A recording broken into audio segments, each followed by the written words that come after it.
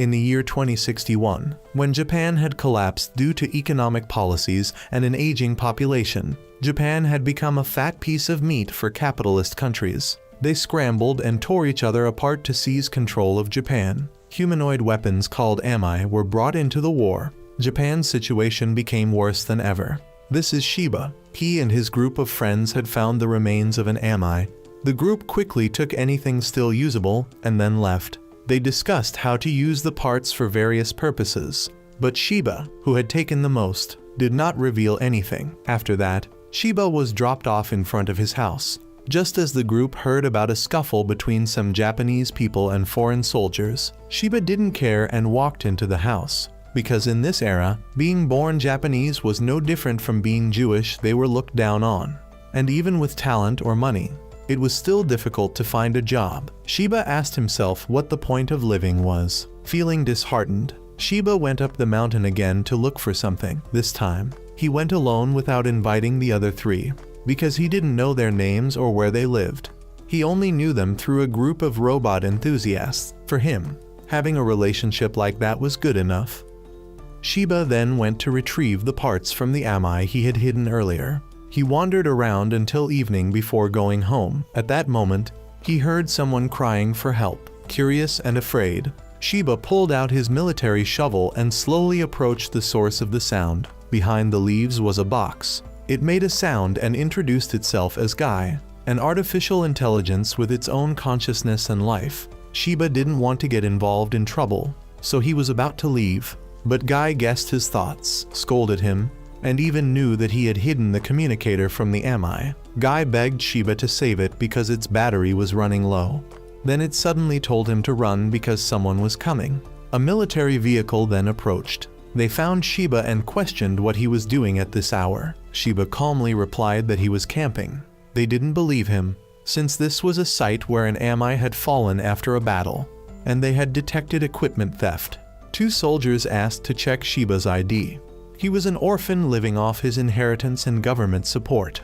Even with a clean record, they still pinned him down and checked his backpack. When they found nothing, they let him go. Once things settled, Shiba returned to get Guy and brought it to an abandoned factory. This place had already been secretly claimed by him, and behind the security door was an ami. He began charging Guy's battery. The AI was curious. Had he assembled the ami alone? He told the story of how he had discovered the factory, like it was some kind of ruin. When he went inside to check, the tools were still there. It had taken Shiba quite a bit of time to unlock the secret room, and when he opened it, the ami was already lying inside. However, the thing had a strange structure as it was missing the central control device. Shiba had been studying it up until now. It was the only joy he had left in this fragmented world. Guy expressed admiration for Shiba's passion. Suddenly, it asked a question that Shiba had never thought of before. What would he do after the ami was up and running? He remained silent. In response to that silence, Guy said it was fine even if he did it just out of interest, because back during the border wars, people still bought drinks and popcorn just to watch two robots fight. It was all for their personal interests and enjoyment. Shiba cut him off. He activated a signal jammer before leaving Guy to charge there. When the door closed, Guy began to act. It scanned the entire factory and controlled the machines to start preparing something. It had been 3 days since Shiba had left. The continuous rain made him very anxious. He was afraid that Guy would drain all the electricity in the factory. The next day, the military caught Shiba's group of friends while they were trying to modify a vehicle using ami parts. The commander considered all three to be terrorists and presented a photo of Shiba, demanding they provide information if they didn't want to die. Meanwhile, while Shiba was repairing his headphones, Guy picked up the signal and urged him to run from the house just as the soldiers stormed in. Not seeing him, they immediately started checking the nearby security cameras. Shiba ran to the factory and saw that the ami had been completed by Guy. But he wasn't allowed to be surprised for long because the soldiers had arrived. Through the cameras, they saw 2 Oceanian mechas and Shiba's 3 friends had been taken hostage. The commander demanded Shiba come out, suspecting him of being part of a terrorist organization. The 3 tried to explain that they were just city boys who liked modifying vehicles. but he wouldn't listen and pointed his gun at them, forcing Shiba to come out. Shiba was about to do what he said, but Guy spoke up. Did he want to be captured and spend the rest of his life in prison, or would he resist and find a path through hardship? Accept being a fish trapped in a cage, or be a fish that leaps over the dragon gate and becomes a dragon? If he believed in it, then pilot this.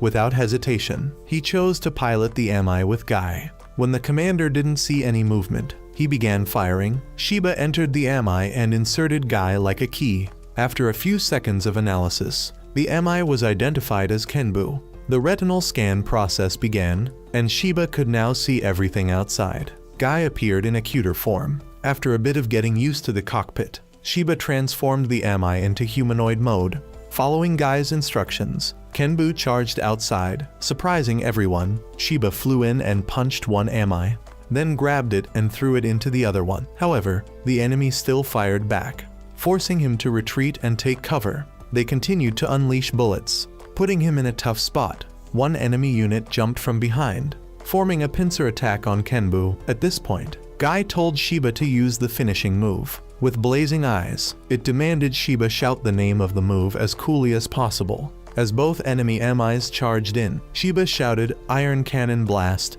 and used his weapon to pierce one unit. He quickly grabbed the one attacking from behind and smashed its arm into the other. This was the first time Shiba truly felt alive. Immediately after, a soldier took Shiba's 3 friends as hostages and demanded he surrender. Seeing this, Guy told Shiba that it had it covered.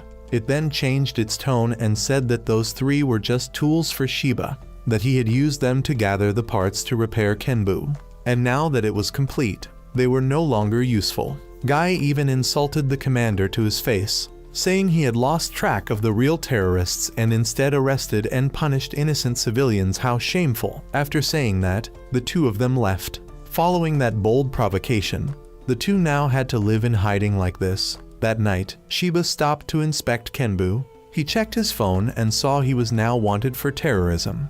But being too hungry, he didn't care. Shiba asked what they needed to do next. Guy said they had to cross the Seto Inland Sea and head to Okayama. That area was outside the control of the Oceanian military, so they would attract less attention. But even if they were still pursued, they would just live in exile. That sounded reasonable, so Shiba took a nap to regain strength. The next morning, Shiba had to camouflage Kenbu because earlier Guy had informed him that it needed to rest after processing a massive amount of information in one day. It needed sleep to avoid overloading. Once the camouflage was done, Shiba went to find something to eat because he hadn't eaten anything since yesterday.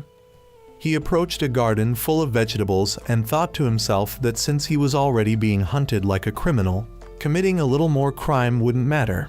So he went to the garden and picked a tomato. Just as he was about to take a bite, the owner of the garden showed up, holding a sickle, scaring Shiba into bowing deeply and apologizing.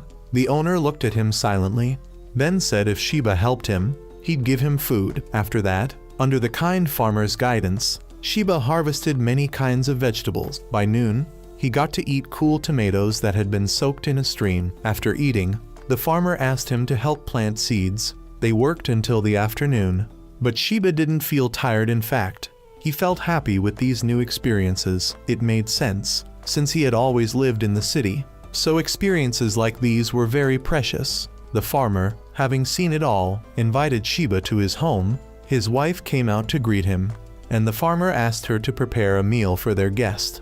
She happily agreed and told Shiba to take a bath first. After bathing, he was treated to a grand meal by the couple. Shiba didn't hold back and began eating. When he took the first bite, his tears fell unconsciously because it was completely different from the taste of fast food he always ate. It made Shiba feel genuinely happy.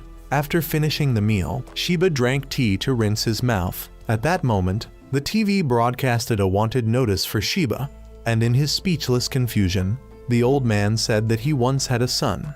But unfortunately, he died while participating in the border war.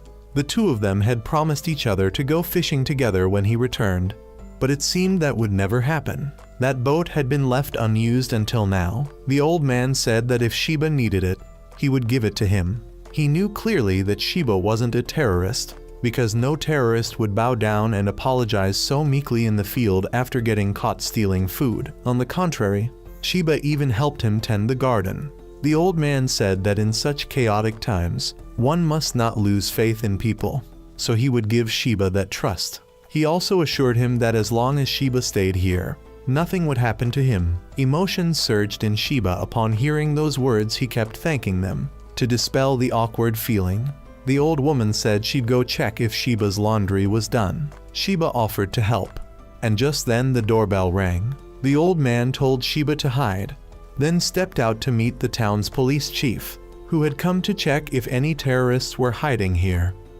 The old man, with a determined gaze, firmly stated that there was no one here. Still, the officer spotted Sheba's shoes, but because of the old man's credibility, the officer turned a blind eye. That night, Guy contacted Sheba. It had heard everything and also knew the officer had ignored the matter. However, both it and Sheba knew that the old couple would be in danger if he stayed any longer. So the next morning, he left with a farewell letter. First, he expressed his deep gratitude for being taken in, thanked them for the meal and their warm words, and also asked for permission to borrow the boat. Once everything settled down, he promised he would return. In addition, Sheba made the house look messy as if the couple had been attacked by him to prevent suspicion.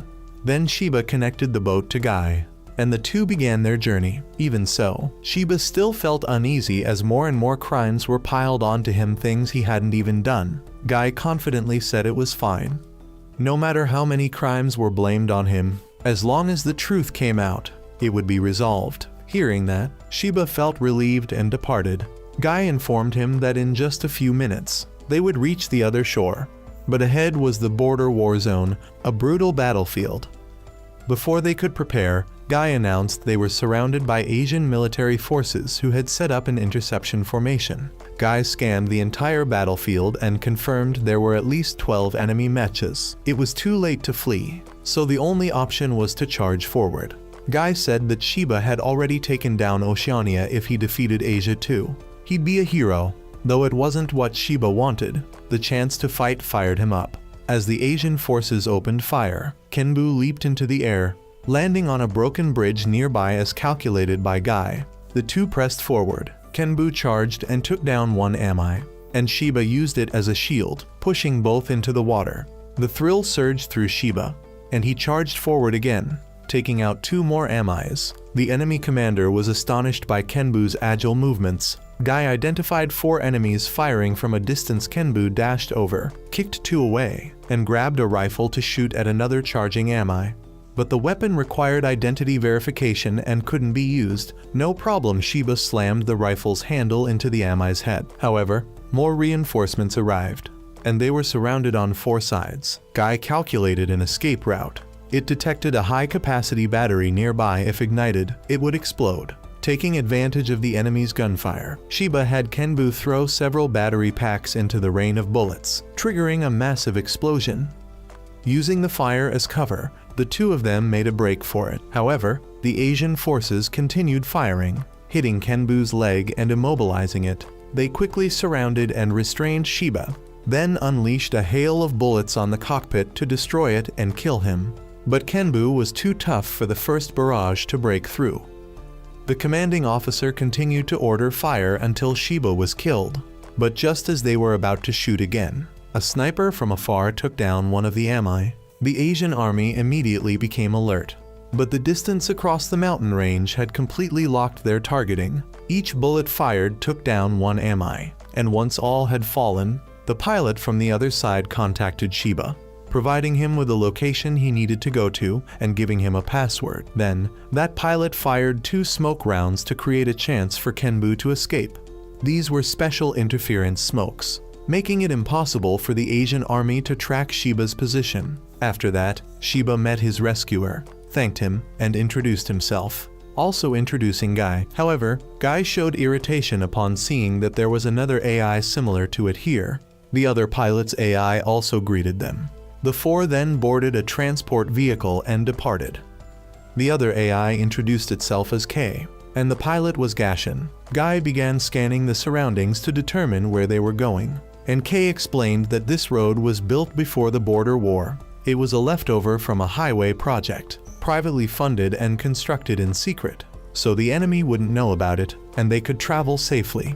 Then it was Sheba's turn to ask who Gashin was. With a curt and reserved demeanor, Gashin explained that the Japanese were piloting AIMA and forming their own army with the aim of restoring Japan. Gashin called their organization Yatagarasu. Guy remarked that Sheba had encountered real terrorists. Sheba was then taken to Yada's camp, where he met the maintenance workers. Though they called him weak and effeminate, they still agreed to repair Kenbu.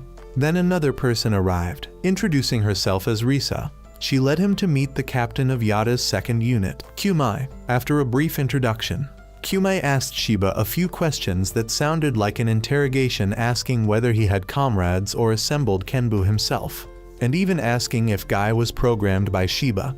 Although a bit taken aback by these questions, Sheba calmly answered. He found Kenbu already assembled and just set it up and repaired it, not even knowing if it would work.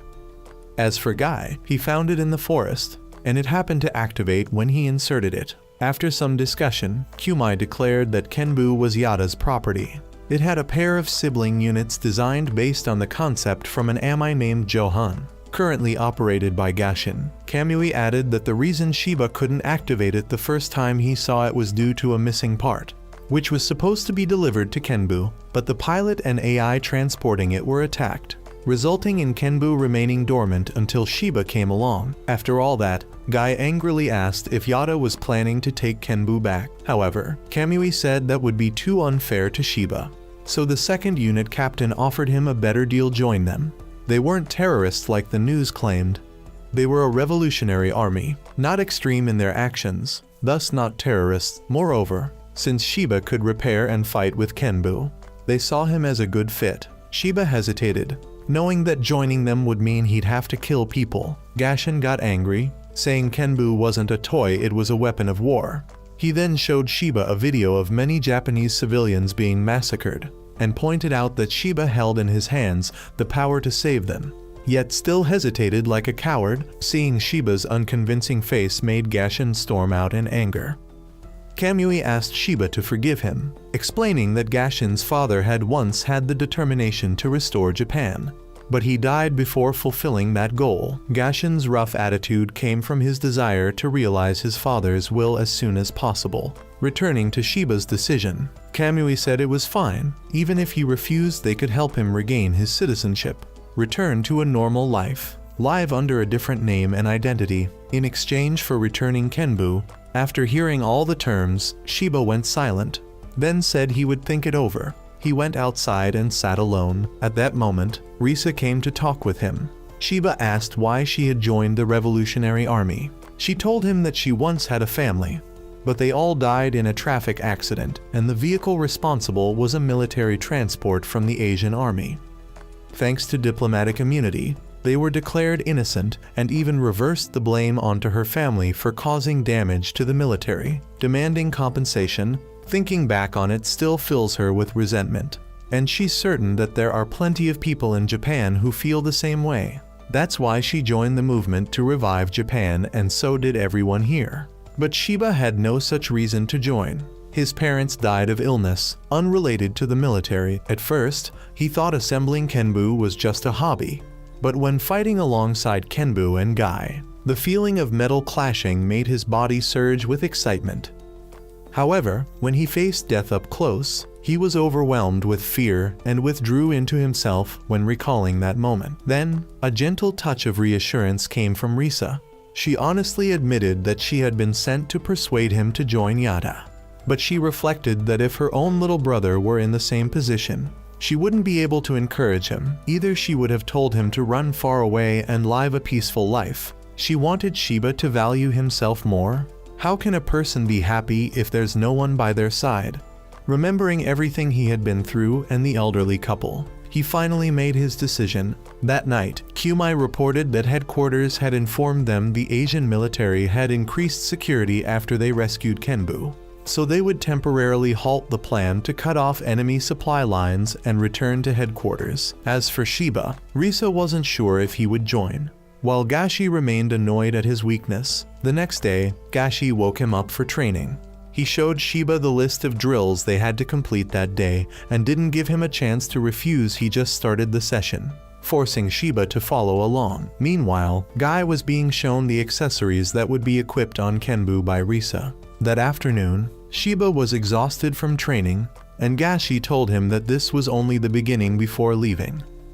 At night, Shiba lay in bed listening to Guy rambling endlessly about how majestic Kenbu was, but he was too tired and fell asleep. The next morning, he was dragged off for training again by Gashi. That night, he was too worn out to eat, but everyone around him had seen his efforts and cheered him on. Someone even made him a special drink, and after drinking it, he fell asleep. The next day, he was again called out to train. Meanwhile, Guy watched Kenbu being gradually completed, and Shiba himself was steadily improving. That day, Gashi gave him an early break. As Shiba returned to change clothes, Risa called him to see Kenbu. It had been fitted with new armor, as well as a sword and cannon mounted on its back. Shiba was amazed by the craftsmanship of the specialists. After discussing a few things with Risa, the two went to a nearby stream to bathe. Risa casually undressed in front of him, and seeing his embarrassment, she grabbed his hand and jumped into the water with him. The cold stream washed away his worries. After that, they talked. Risa told him that the day after tomorrow, they would leave this place and head to Hiroshima, and asked if he had made up his mind. Shiba said he was still afraid of fighting, but after spending time with everyone, he realized they weren't bad people, so he would go with them. He wanted to learn and fight alongside Kenbu. Risa was overjoyed and patted his head. That night, he told Guy about his decision. Guy said he would always support Shiba because Shiba had saved him. Risa reported Shiba's choice to Kamui. The next day, Guy and Shiba tested the new Kenbu. Thanks to the upgrades and maintenance, it moved faster and more agile than before. With one slash, it sliced cleanly through a large boulder. After the trial run, Shiba got down from Kenbu and met Gashi. He expressed his amazement at the upgrades, and then Gashi took over piloting it. Gashi needed to familiarize himself with Kenbu in case Shiba died, and Shiba should do the same. Then the two had a practice match using each other's AI, and Gashi's unit, named Johan, was guided by the AIK. Their friendly match was evenly matched. Even though Guy talked too much and annoyed Gashi, he calmly dodged every blast from Shiba. Kei calmly advised Shiba to switch weapons more flexibly when his opponent had figured out how to counter him. But Shiba was worried that if he fought too seriously, Kenbu would get scratched. While he was distracted, Gashi quickly closed in, and Kei instantly told Shiba to switch to a shield to defend himself. Right after that, he pulled out a short dagger and struck away Kenbu's weapon, then pointed his gun at it. But Gashi managed to grab another weapon and slashed Johan's shoulder.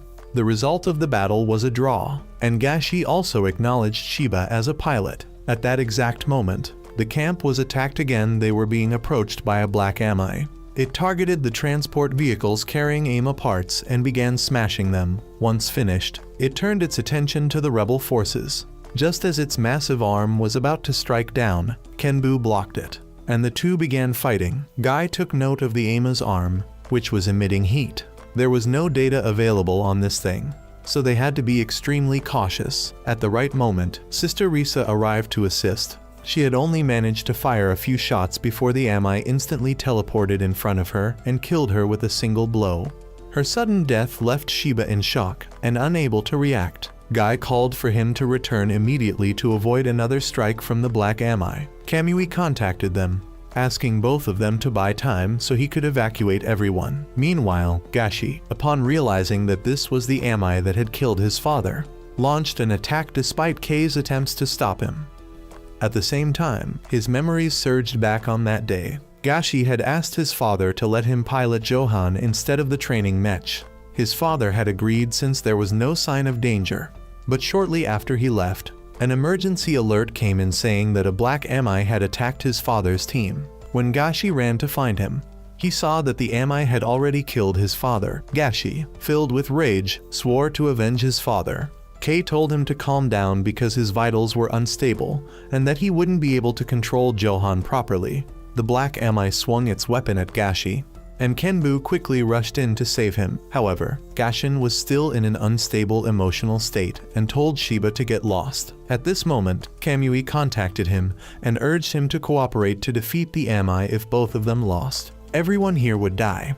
Kei also tried to calm him down to stabilize his vitals. The problem was that both eyes, Guy and Kei, had no data at all on this Amai to formulate a combat strategy. The only information they had was that this Amai attacked every location it passed. Both the Asian and North American armies had taken heavy damage from it. They called it Ghost. Ghost launched the first attack with a powerful lightning-fast strike that pushed Kenbu back, followed by a combo of continuous blows against Shiba. Gashi provided cover fire. Ghost jumped backward and used a weapon from the rebel army to attack.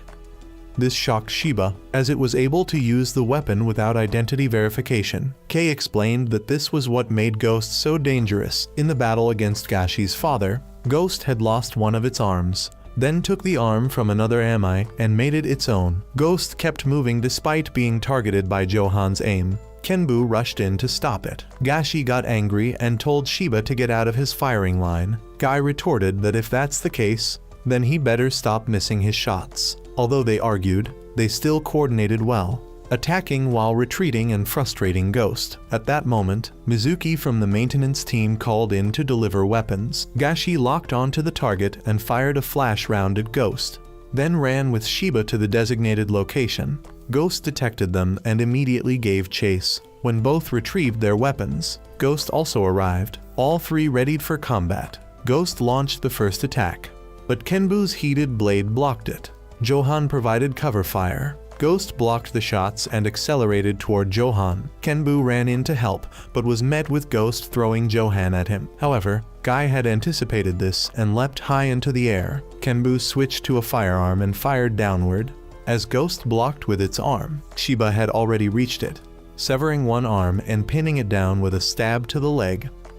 The rest was up to Johan. Gashin switched to armor-piercing rounds and kept firing at Ghost's head. However, even without a head, it was still able to move. It jumped behind Kenbu and pushed him into Johan, pinning them both to the ground.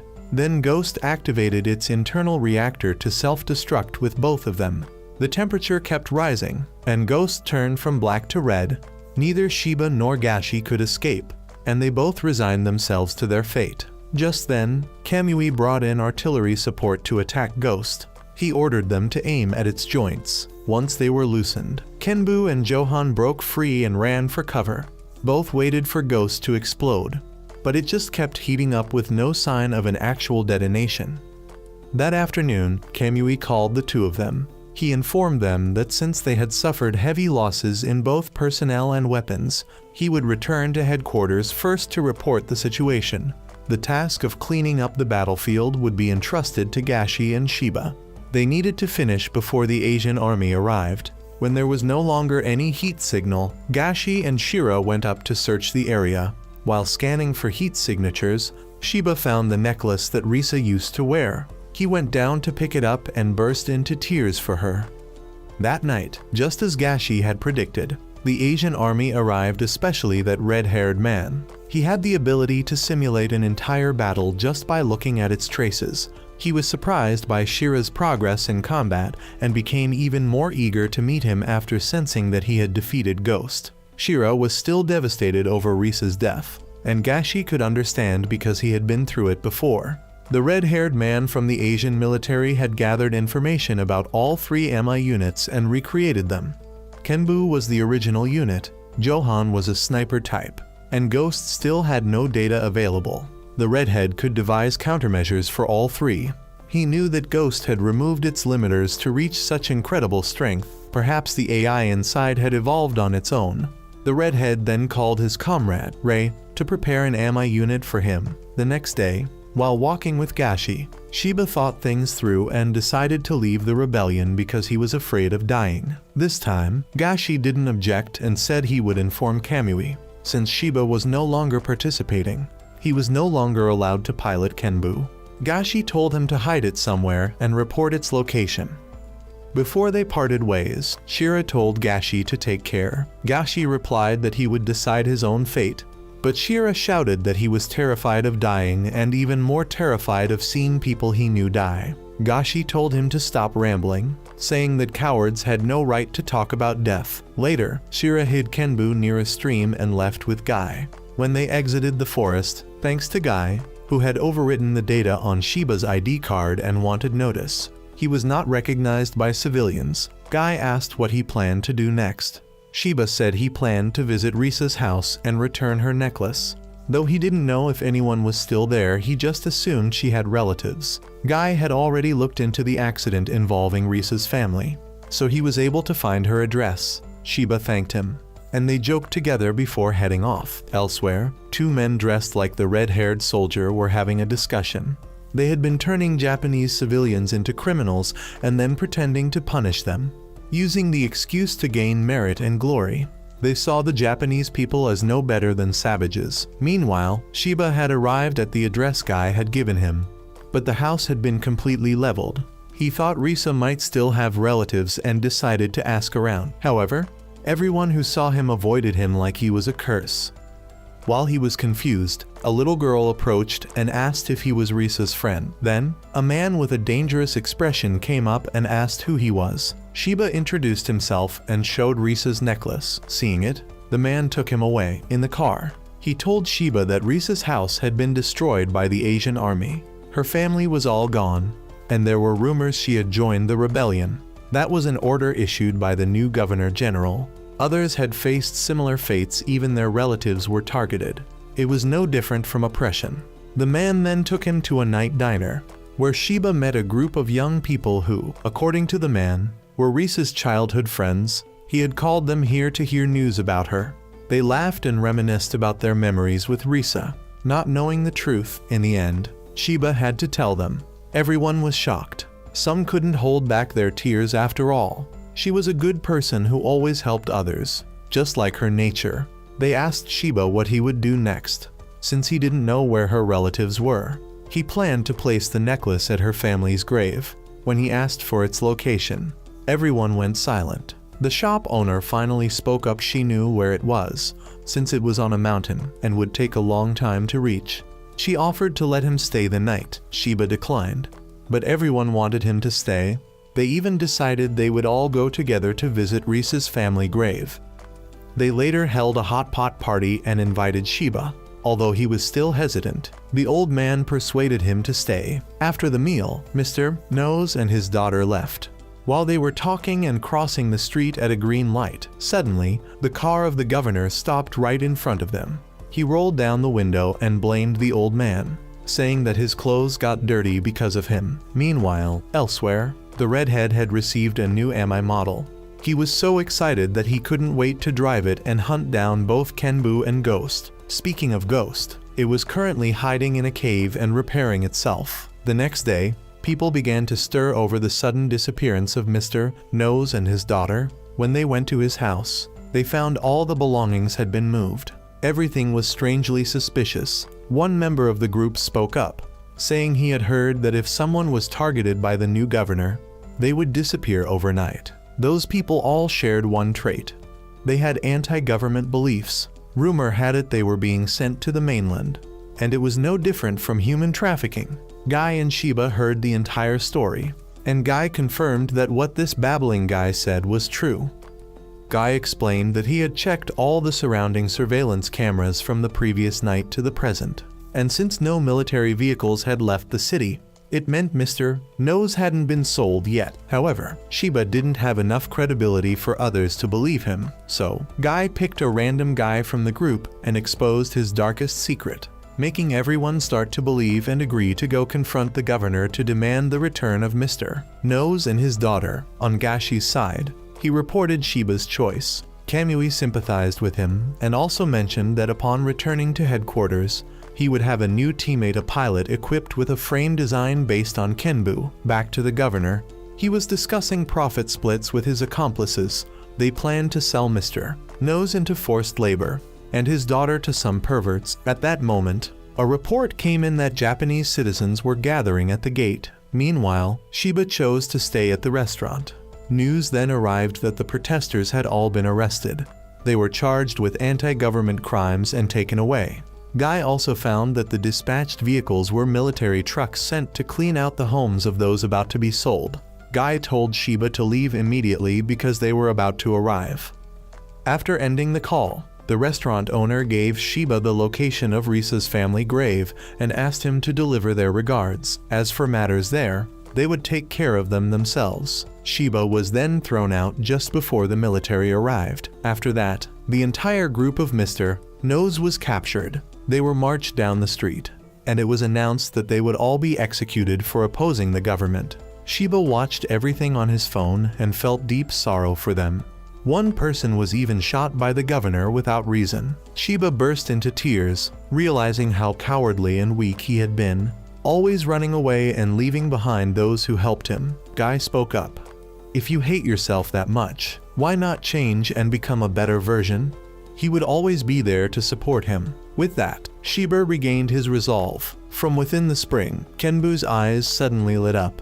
That afternoon, just as the people were about to be executed, and guns were aimed at them, a tremor halted everything. Kenbu leapt out and used a shield to protect everyone. The governor ordered an attack, but those forces were too weak to be called Amai. Sheba grabbed one and hurled it into another, neutralizing them both. Then he raised Kenbu's fist right in front of the governor, terrifying him. This was what true power looked like. The man trembled and begged for his life. Then, Guy broadcasted the governor's illegal human trafficking operation to the entire world. The redhead laughed out loud, exclaiming, "Bravo!"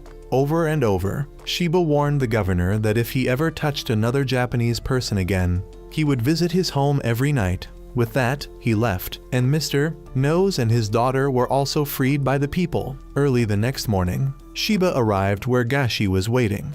He also left Risa's keepsake at her family's grave. Long ago, in a pottery village, Little Shin followed her grandfather in making wonderful ceramic works. Under his hands, everything became refined and exquisite. But one day, the Asian military came to seize their land and workshop. They did not allow her family to refuse. Her grandfather could only watch as the workshop he had built his whole life was destroyed. From that day on, he never made pottery again.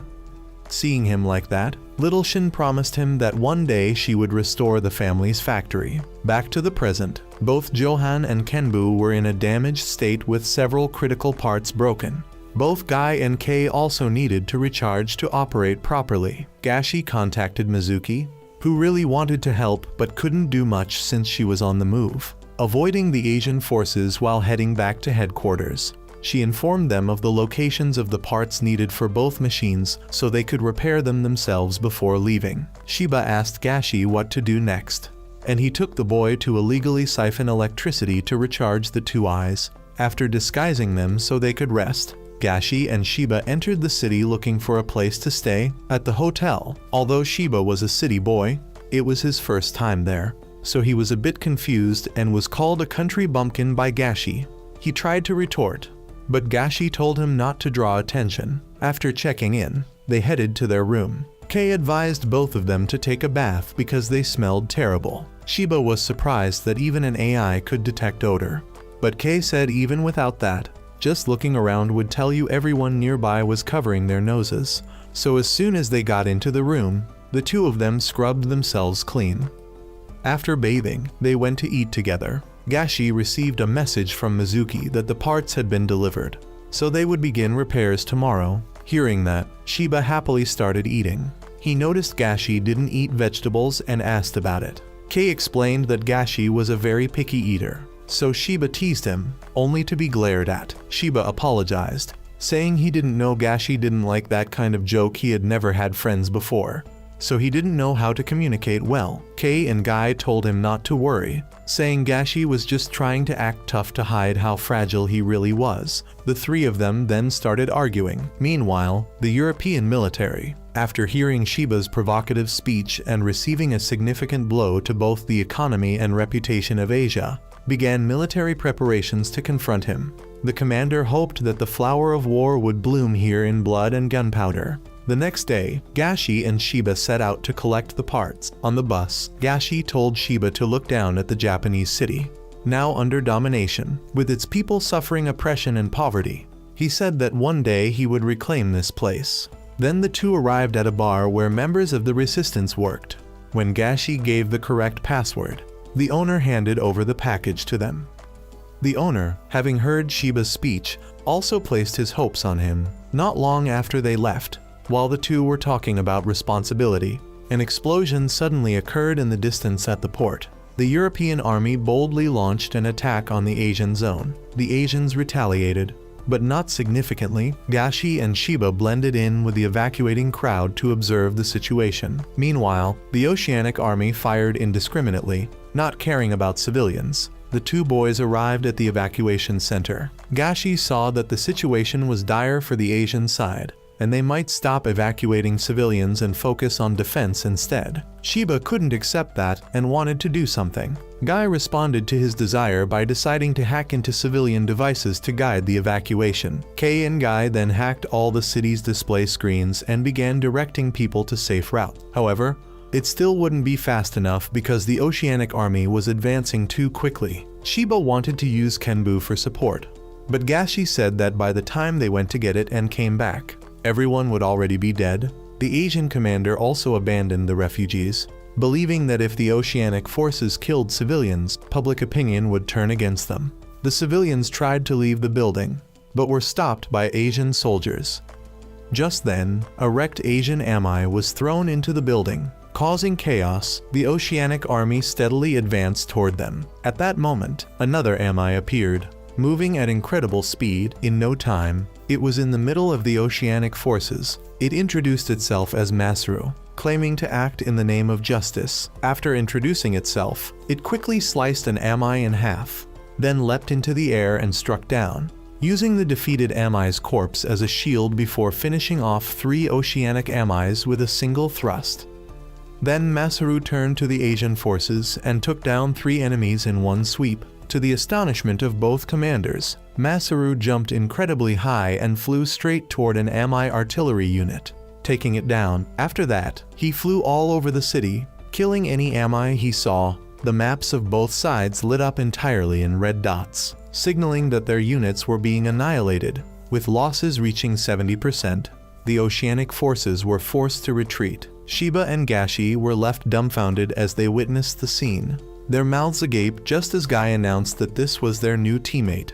Having received the summon notice, the two quickly left. In a forest during the late afternoon, Gashi and Shiba ventured deeper in and found Masaru. Shiba greeted first, but the AI on the other side abruptly cut him off. It introduced itself as Angelo with an arrogant tone, expressing its disdain for male pilots and even demanding the two bow their heads in thanks for being saved by it.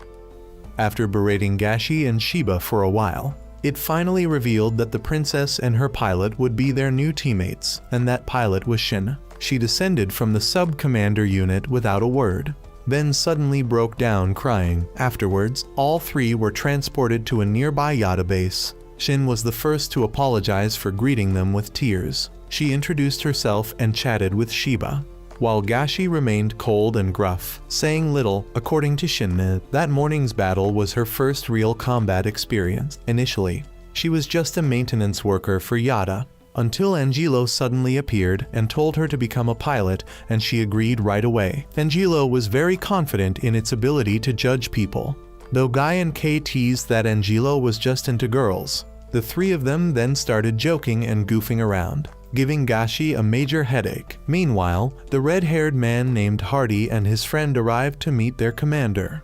The commander had summoned them because they had located the position of Ghost.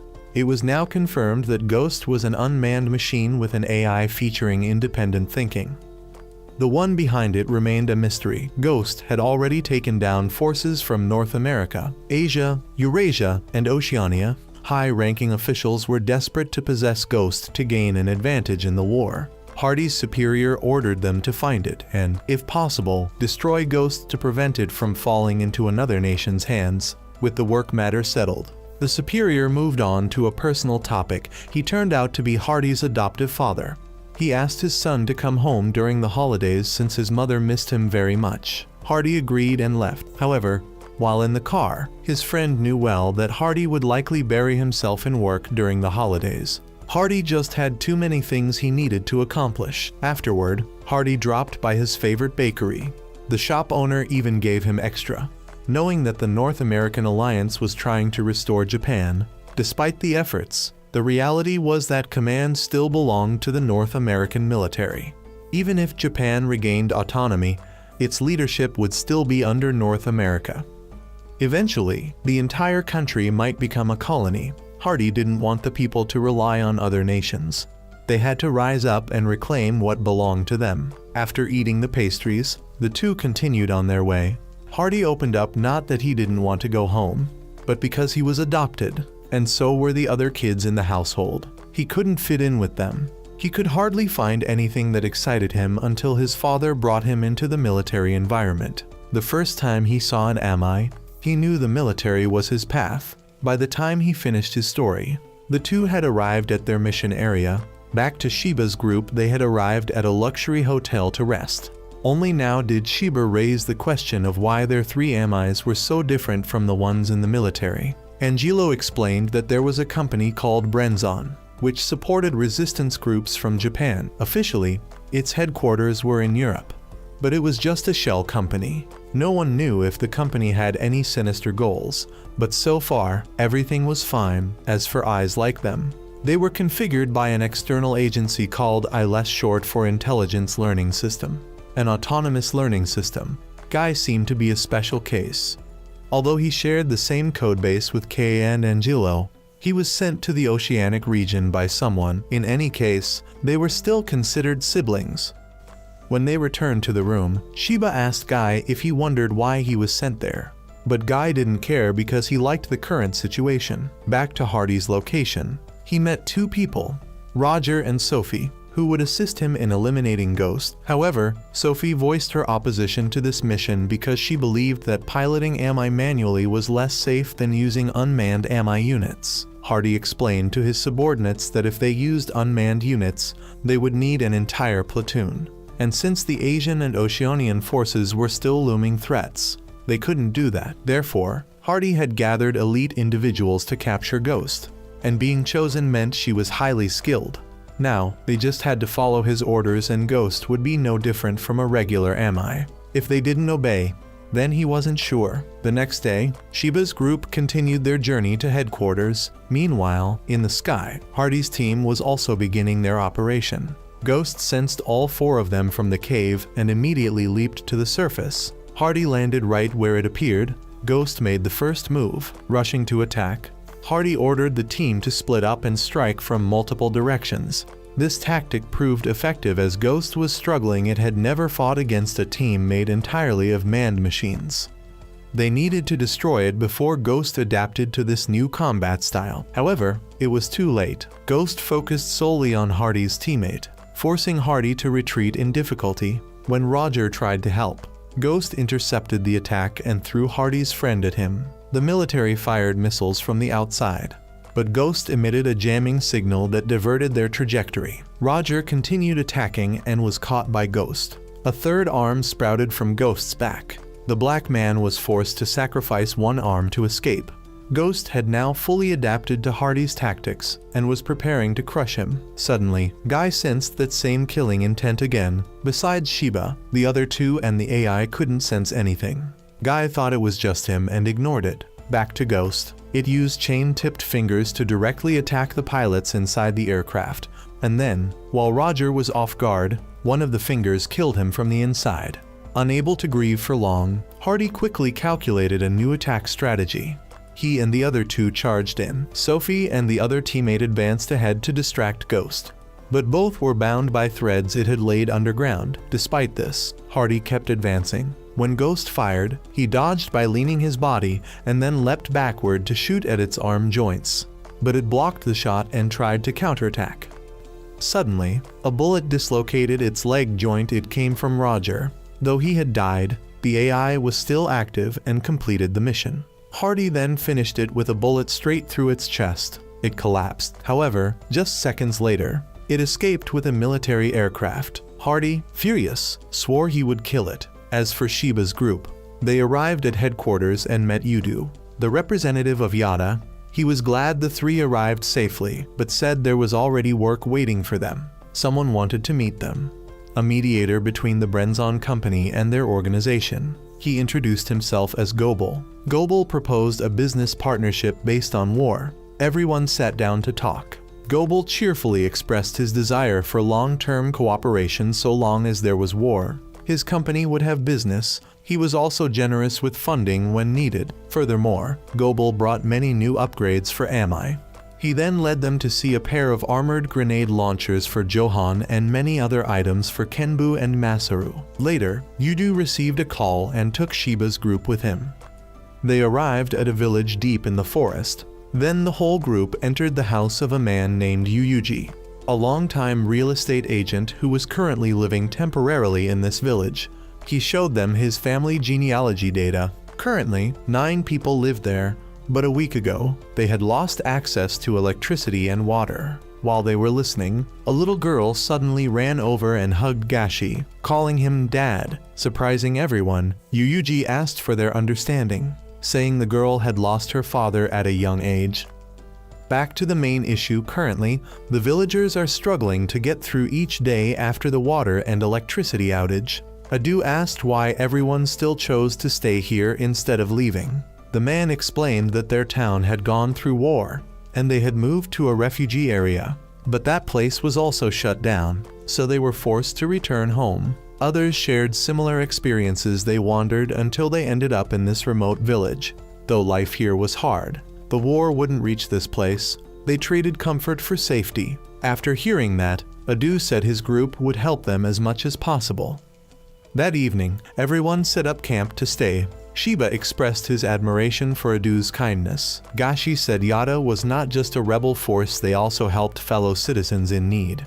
What was truly needed to rebuild the country was to earn the people's trust. The next day, it started raining. Everyone gathered to discuss how to resolve the village's problems. To ensure the villagers' living conditions, they needed to fix the water, electricity, and food issues. Kamui suggested drilling a well, building a water wheel to generate electricity, and cultivating farmland. Everyone started working. Shiba and a few others went to loot machinery from old cars. Meanwhile, Adu asked Gobel to sponsor a few items. Gobel agreed, since it still made money. Everyone worked busily. Some built houses, some dug the well, and some worked the farmland. By the afternoon, they all sat down to eat together.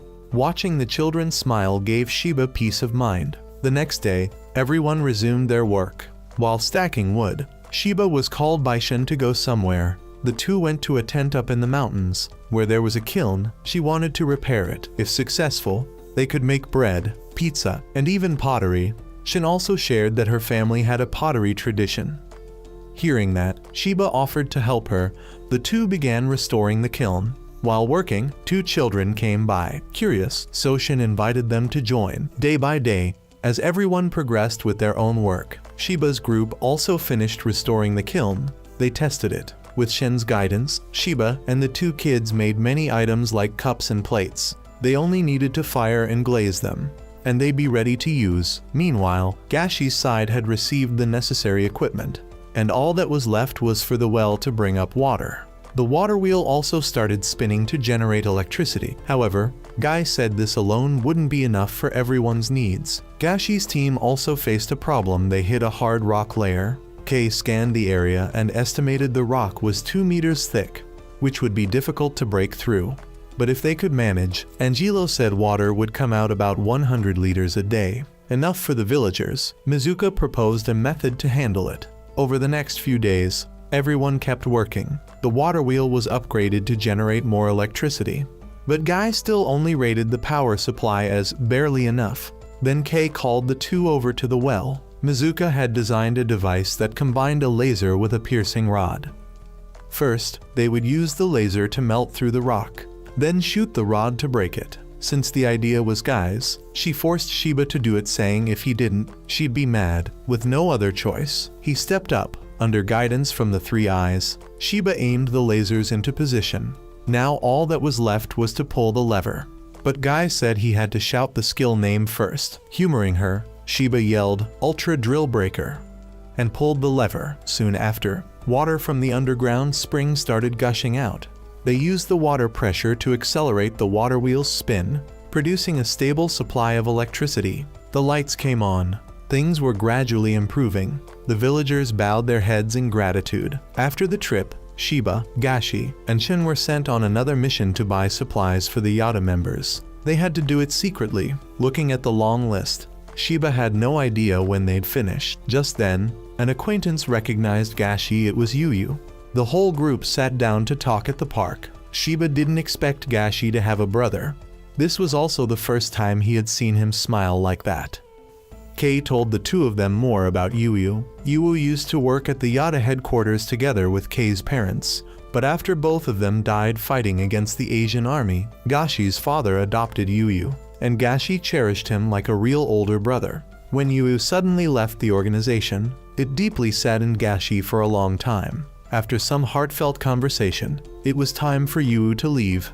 The two exchanged contact information, and then Yuyu left first. When Gashi returned to the headquarters, he took out a photo of himself with his father and Yuyu. Some old memories resurfaced. There was a time when the two of them accidentally got lost in the mountains. Gashi was very scared, but Yuyu reassured him. Even though they weren't blood related, Yuyu always protected Gashi. Those were memories Gashi could never forget. The next day, Shiba's team tested new equipment. While checking that everything was in order, Gashi received a message from Yuyu. He was overjoyed, that is, until Yuyu invited both Shiba and Shin as well. Yuyu brought all three of them to the Japanese city he had established. Everyone living there was Japanese. There wasn't a single person from the Asian Cooperative's territory.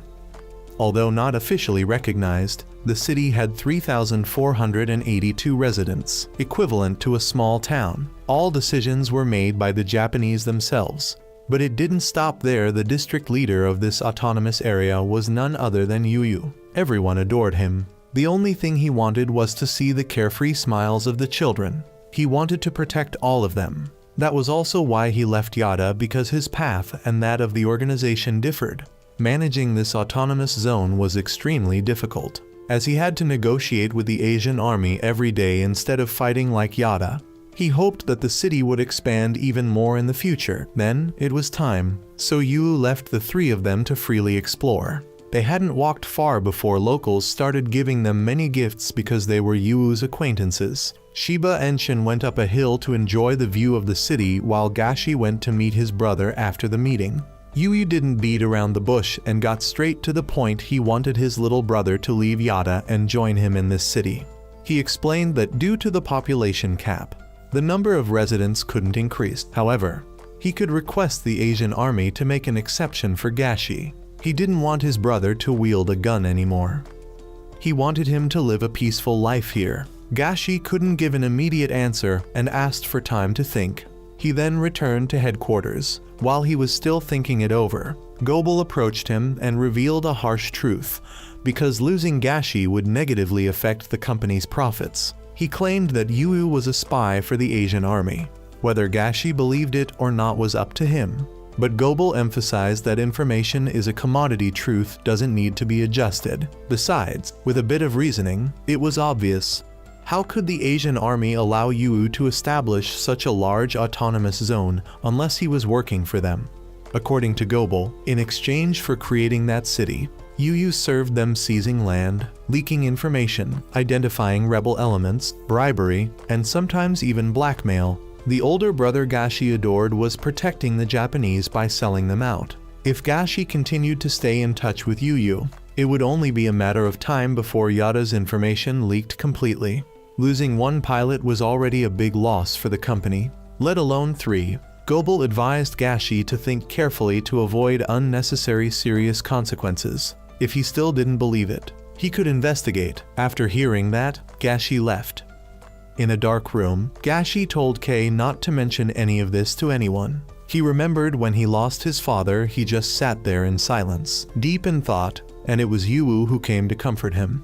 He couldn't believe his brother would do something like that, so the next day, Gashi secretly returned to the city to investigate. After only a few rounds, he noticed many things were off. Supplies, whether medical or daily necessities, were severely lacking. Locals constantly complained. As he went further, Gashi saw a vehicle belonging to the Asian army heading toward Yuu's office. As expected, they were using the delivery of essential goods as leverage to pressure Yu into providing information. Even though it clearly wasn't part of their agreement, he still had no choice but to comply. Gashi witnessed it all through the surveillance camera. After the Asian forces withdrew, Yu thought for a moment and then called Gashi. The two of them met outside the autonomous zone and headed to headquarters. There, Yu met Kamui and Adu. He revealed everything, how he had cooperated with the Asian forces to establish the autonomous zone, and how they were trying to extract information from him to plan the annihilation of Yada. He suspected that Asia might use the autonomous zone as a base, so he advised them to withdraw their troops from the area. After revealing everything, Yui returned before the Asians could grow suspicious. He declined Adu's invitation to stay, but unexpectedly, Yuu's car wouldn't start. The maintenance crew checked and said it would take a full day to fix, so they suggested Yu spend the night there. With that, he no longer held back. In the dead of night, when everyone was fast asleep, Yu secretly copied Yada's data, but as he attempted to escape, Gashi intercepted him. The two brothers began to argue. Yu wanted to protect his people, unwilling to see them die, while Gashi couldn't afford to sacrifice his own organization. The argument escalated until Yu turned to leave. Gashi pointed a gun at his brother, but couldn't bring himself to pull the trigger. In the following days, the three pilots drifted across the sea to meet Taohoku, a rebel organization similar to theirs. The three pilots took a different route from Adu and Kumai. The day before, they had discussed their movement plans with Gobel. He told them they might meet the Taohoku group, who were also working to revive Japan, but were currently being hunted down by the Asian European forces. Soon after, they spotted their destination, the island where the Taohoku group was hiding. At that moment, the island was under attack by the Asian European army. The defenders were desperately fighting back, but the enemy was using MI units to suppress them. Just in time, Shiba's group arrived to support. Gashi sniped enemies from afar, while Masaru and Kendo jumped into action, cutting down MI unit. However, the enemy was still too numerous, so Gashi deployed smoke bombs and ordered a retreat. Lieutenant Zelenoy, who was commanding this operation, witnessed everything. Laughing gleefully, he said that next time, he would personally enter the battlefield. After escaping, they met Commander Kono, who thanked all three of them for their help. Shiba looked around and saw very few people, hardly enough to be called an organization. Kono explained that they used to have many members, but since Zelenoy took over operations, he had heavily invested in MI units to hunt down and exterminate the Taohoku organization. Kono's next plan was to attack the eastern side of the island, where their allies were. In order to regroup, Guy said that to increase their chances of success, they needed to scout the surrounding area to understand the terrain. The three of them then split up for reconnaissance, each with an escort.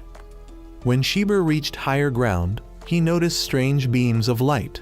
His escort explained they were enemy signal devices, deployed in large numbers. They didn't detect humans, only MI, and if a signal was turned off, it would trigger an enemy alert. Shiba observed them and thought he could make use of that. Meanwhile, Zelenoy was relaxing in a bath, enjoying himself before the battle. His secretary objected, questioning why he needed to personally appear when they already had victory in hand. But Zelenoy said he liked it that way and would defeat Shiba's group himself. Shiba was taking position along with Gashin and Shin. As the fog grew thicker, Zelenoy boarded an AMI and launched the sweep operation, ordering random artillery fire into the forest. Once they detected Shiba's group moving, they continued to bombard their path. Gashin scattered smoke bombs to jam the signals, but Zelenoy activated all the signal towers. After spotting all three on the map, they fired to corner Shiba's group into one area. However, just as they were about to trap them, the signal suddenly vanished. Outside, Gashin had blown up a bridge, taking out many enemies. Kenbu and Masaru flew out from both flanks to wipe out the rest. Hacking into their system was easy, allowing them to fake their positions. Using the fog to conceal themselves, they took down the remaining small fry and headed straight for Zelenoy. Angelo and Guy charged ahead, eager to take him on, while Kay stayed behind and shot down two enemies behind Zelenoy. Kenbu's sword was the first to clash with him. When his staff came in to help, they were fired upon and had to dodge.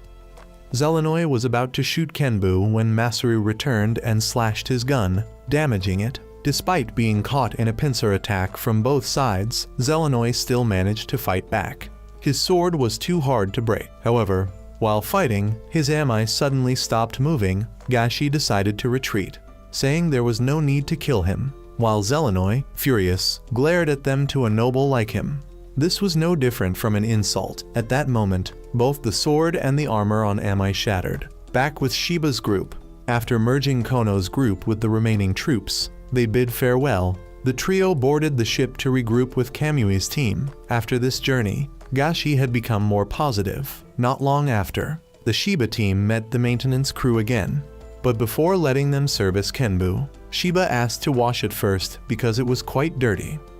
Over at Hardy's place, Gobel somehow managed to contact him and proposed a deal. He hid his identity and only said he was a merchant selling information the location of Ghost. To prove his credibility, Gobel revealed all the information about Hardy, Sophia, and Hardy's friend Ray. Hardy asked what price he wanted, but Gobel said he didn't want money. This was his investment in their future relationship. After that, Gobel left and sent the intel to Hardy, who immediately gave it to the intelligence agency for analysis. Meanwhile, Adu had received a report from the maintenance department about the condition of the 3 pilots. After hearing it, he gave them time off to rest. After ending the call, Adu was told that a guest had arrived. As for the pilot group, while washing Amai, they chatted about the future and what they would do after Japan's restoration. Shin wanted to rebuild the pottery workshop at home. Gashi still had to avenge his father, and upon hearing that, Shiba promised to help him defeat Ghost. Shin also wanted to help. Gashi didn't reply, but a smile appeared on his face. As for Zelenoy, after being played by a group of brats, he reported to his commander and requested to be transferred to the team that hunts the Yada organization. The higher-ups approved his request. Meanwhile, Adu met Kamui again. Kamui showed Adu some photos of wounded Asian soldiers with unknown injuries, possibly attacked by another country's forces. Putting that aside, Adu showed Kamui a current map of Japan, which had been divided among 4 factions. If operations continued, the territory under Yada's control would expand. Officially, it belonged to the North American Alliance, but Japan retained autonomous control. There was something that excited Hardy during the entire time the 4 factions occupied Japan. They never fought each other to expand their territories, but that had changed recently. It was due to an enormous catalyst that caused massive upheaval, the original Amai. Kenbu more precisely, the self-evolving and learning AI inside Kenbu. Ghost had a similar AI, possibly even superior to Guy's. The more Hardy thought about it, the more he wanted to possess it. He decided to cooperate with Gobel since it was mutually beneficial. A moment later, intel from the intelligence agency came in. 90% credible Ghost was still within the Asian cooperative zone. Since it had adapted to their old strategies, Hardy needed a new approach to fight it. He asked Sophie from intelligence if they had tracked Shiba's group, but she said they had lost their trail long ago, and based on speculation, there were many possible directions they could have gone. After thinking for a while, Hardy invited Ray and Sophia out to get some fresh air. Meanwhile, after Shiba and Mizuru had finished maintaining Kenbu, Shiba, Shin, and Gashi disguised themselves to go shopping. Upon arriving at the market, the group split up to shop. Shiba was a bit overwhelmed by the crowds and accidentally bumped into Hardy. Shiba apologized and quickly walked away, but Hardy recognized his voice from earlier and had Ray follow and compare it. After finishing their shopping in the afternoon, Mizuru showed up and invited the group to relax in the hot springs. At the bathhouse, they separated into male and female sections. Unexpectedly, Shiba ran into Hardy again. Without beating around the bush, Hardy revealed he was with the North American forces and explained his mission to capture Ghost, which he had failed. He then disclosed Ghost's current location, which struck a nerve with Gashi. Without letting them ask questions, Hardy left with Ray on the women's side. Sophie also informed them of the same thing. That night, Ghost attacked the Asian army base again, causing heavy damage. The next day, Shiba's team informed Adu of Ghost's location and about Hardy. Gashi, filled with the desire to avenge his father, wanted to go immediately, and Shiba was also willing to help, needing to avenge Risa. However, Adu asked both of them to be patient until the information was verified. From that moment on, Gashi threw himself into training. After 2 days, the information was confirmed Ghost was in Okinoshima, where it had captured the Asian army's strongholds. The army had retreated to the mainland to establish defenses in case Ghost launched a land assault. Currently, Ghost was asleep for repairs, and Kei revealed that there were still Japanese civilians on Okinoshima, abandoned by the Asian army. Now, defeating Ghost was directly tied to protecting the Japanese people and homeland. Adu then assigned the mission of saving the civilians and defeating Ghost to the 3 of them. The plan involved 2 teams. Team A would evacuate the civilians, while Team B, consisting of 3 pilots, would carry out a surprise attack on the place where Ghost was believed to be sleeping. After finalizing the plan, everyone split up to carry out their duties. In the following days, Team A worked to mobilize the island's civilians for evacuation, while Team B trained intensively for combat. Before long, the day of the operation arrived. That night, many boats sailed to Okinoshima. Team A landed and began evacuating civilians onto the boats, while Team B advanced toward Ghost's location. Meanwhile, Hardy sat back to reap the benefits. Ghost had already awakened and began hunting down remnants of the Asian army, destroying 2 Amai and targeting the commander who had once fought Shiba. Just then, the trio arrived and launched an attack. Drawing it away, as expected, Ghost targeted Shin, knowing she was not yet used to its fighting style, and kept closing in on her. Kenbu rushed in to help, and Gashi ordered them to switch to strategy B. The 3 of them lured Ghost to an open area. Masaru flew overhead to support. Kenbu fought Ghost, but it had evolved to have 4 attacking arms, catching Shiba off guard and putting him at a disadvantage. Johan provided covering fire, drawing its attention toward both of them. Then Masaru fired an electric net to trap it.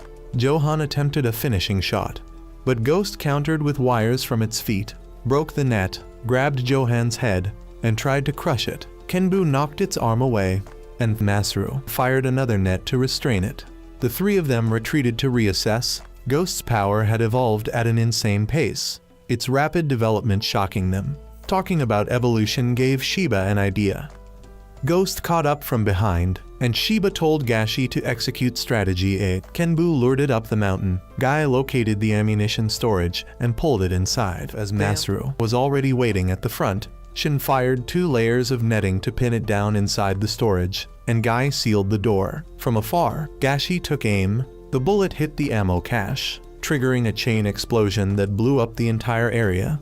But before they could celebrate, Ghost stood motionless in the middle of the flames. Still, they didn't give up and charged again. However, Kenbu was punched away, and Masaru was tossed aside like a toy. Gashi called the 2 to fight together as they had trained. Hardy continued observing from afar. Whoever won, he would benefit. If Shiba won, the Ghost problem was solved.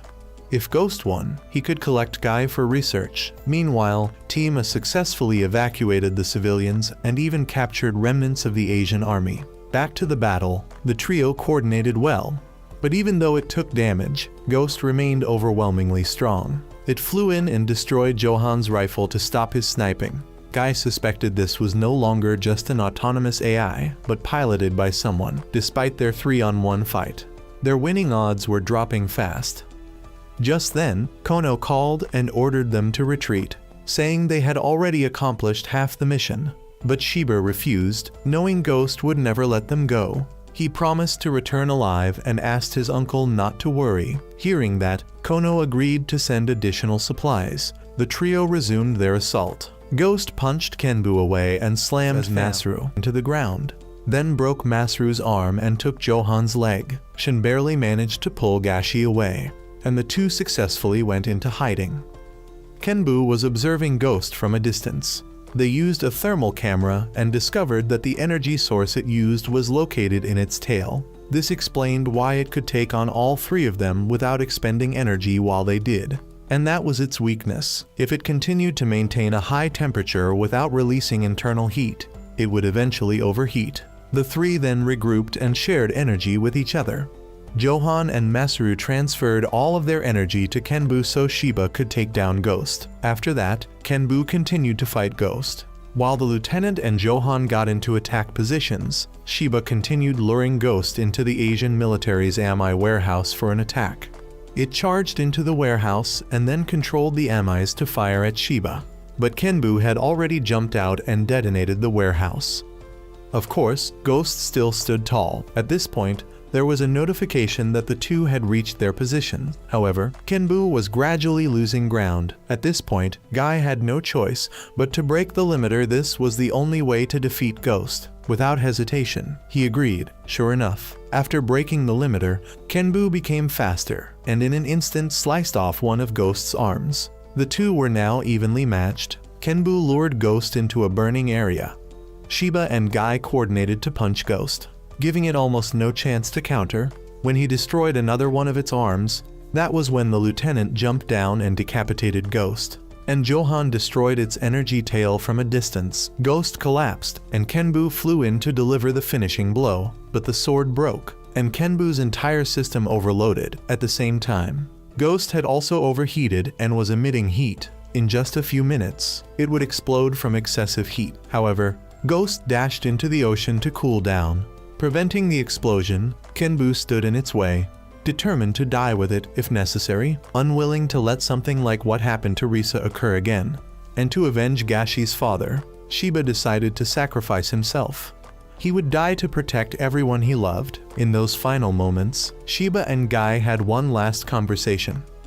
No matter what, the two of them would go together to the ends of the earth. After saying that, Guy lost connection. Shiba thanked him for showing him that the world still held many beautiful things. Then both of them exploded along with Ghost. Tima had successfully evacuated the civilians. The atmosphere turned gloomy upon receiving a report that a pilot had lost signal. Adu was notified. When they went to check, there was nothing left, but they couldn't grieve for long, as there were still missions to complete. Shin and Gashi said goodbye to Shiba and moved on. Meanwhile, Hardy recovered a few fragments of Ghost. Even more shocking was that its AI remained intact. Part 1 of the anime ends here. Farewell.